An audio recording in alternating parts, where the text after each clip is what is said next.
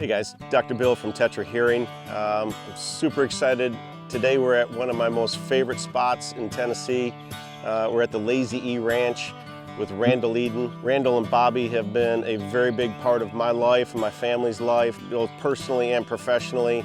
Randall was absolutely ground zero for the first time that we started to program specific frequencies so that he could hear turkeys better. I remember sitting down in the porch swing, waiting for the hour when my daddy got home. He pulled up with a smile in his work truck, and every little burden cut him down to the bone. Cut him down to the bone. But Mama taught us how to smile through the heartaches, always found it good when we had hard luck. They trained us up in the ways to live by, but living gets harder when your thinking grows up. When your thinking grows up. Let's try to live right one day at a time, but the days move fast, leave me running behind.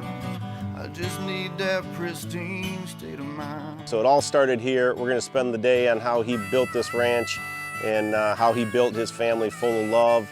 And it was all in the great outdoors. So come on in and spend some time with us on the Lazy E. You're gonna hear and see some great stuff.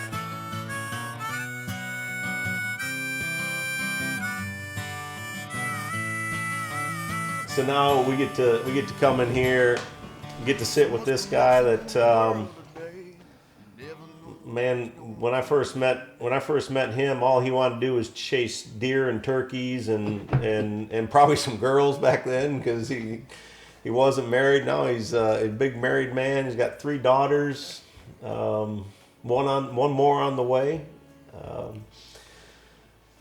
Kyle Beard, it's rumor has it it's your favorite grandkid, because he was in your back pocket all the time, followed you around every place up here. So every time I'd stop, he'd run into me.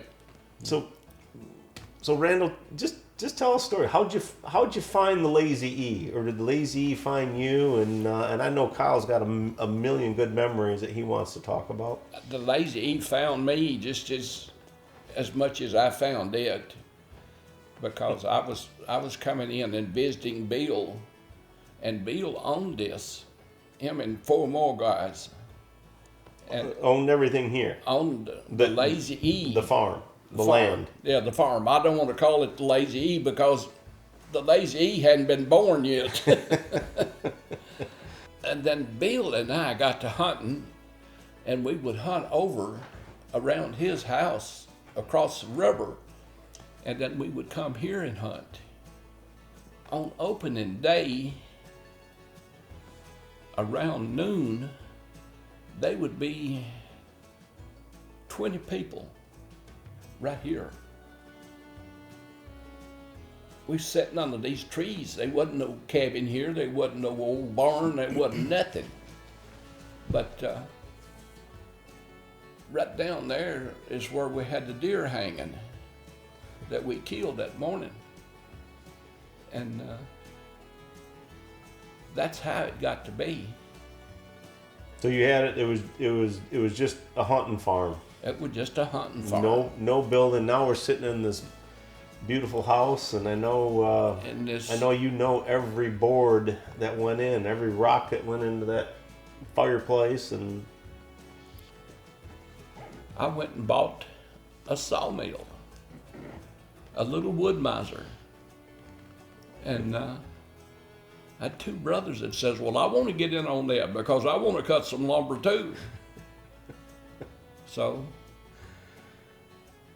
if you wanted a cedar board, you would go get a cedar tree and make your boards. Or if you wanted a pine board or a walnut board, or yeah, you can see. I would work and mash my fingers to the bones to do all this. And then there was an old gentleman that lived about 4 or 5 miles from here that was sort of a carpenter. And he worked with me and helped me. I cut probably 6,000 feet of cedar that I cut off of the farm and we'd haul those logs up here, and we would saw them up and turned it into this right here. Was there any plans, or was it all up in here? Like you just started building and I just started building. Thomas Wilson, that married Kim, which was Bill Dyer's daughter. He had a lumber store, and he would come in with a paper sack, and he would sit out and draw me some kind of drawing on this corner right here, or that corner over there. You want it to look like this. And he'd draw it on a paper sack, and we would pretty well have it built.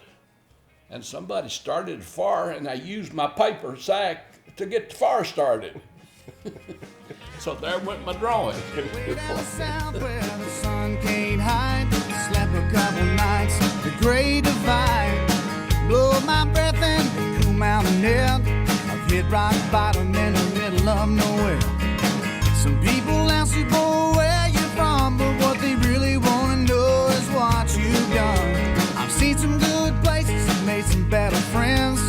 What's it gonna take for me to see them again? And you keep on rambling, nothing ever stays the same. Good times come, good folks go, and there ain't nobody to blame. So if I see you in my rear view in the rain, I'm so glad you came. My hearing come on at such a length of time. I never did really realize that I was losing my hearing.